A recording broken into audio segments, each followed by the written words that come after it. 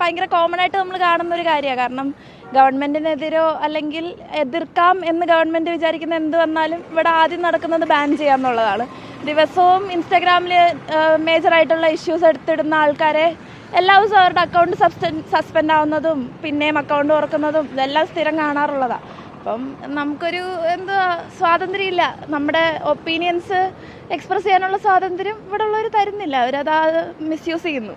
CJP എന്ന് പറഞ്ഞാൽ ഇപ്പോൾ ഒരു ഡിജിറ്റൽ പ്ലാറ്റ്ഫോമിൽ ഒരു മൂവ്മെൻ്റ് ആണ്, അതൊരു വലിയ മൂവ്മെൻ്റായി ഇന്ത്യയിൽ വരും എന്ന് തോന്നുന്നുണ്ടോ?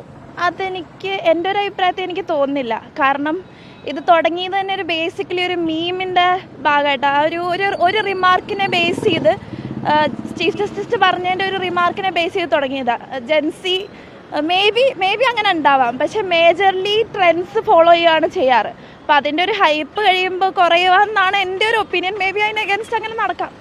ബട്ട് ലൈക്ക് ഓൺ ഗ്രൗണ്ട് അതെന്തോരം വരുമെന്ന് നമുക്ക് അറിഞ്ഞുകൂടാ. കാരണം അത്രയും ആൾക്കാർ പുറത്തിറങ്ങി എന്തെങ്കിലും ചെയ്താലേ, അല്ലാണ്ട് നമുക്ക് ഓൺലൈൻ നമുക്ക് എന്തെങ്കിലും ചെയ്യാം. ശരിക്കുള്ള ഇത് വരണമെങ്കിൽ ഓൺ ഗ്രൗണ്ട് നമുക്ക് എന്തെങ്കിലും കാണാൻ പറ്റണം. പക്ഷെ അത് ഇങ്ങനൊരു പ്ലാറ്റ്ഫോം മീം പേജ് അറ്റ്ലീസ്റ്റ് മീംസ് മെയിനായിട്ട് ഫോളോ ചെയ്യുന്ന ഒരു കൂട്ടം ആൾക്കാർ പറ്റുമെന്ന് അറിഞ്ഞുകൂടാ. മേ ബി സംഭവിക്കാം.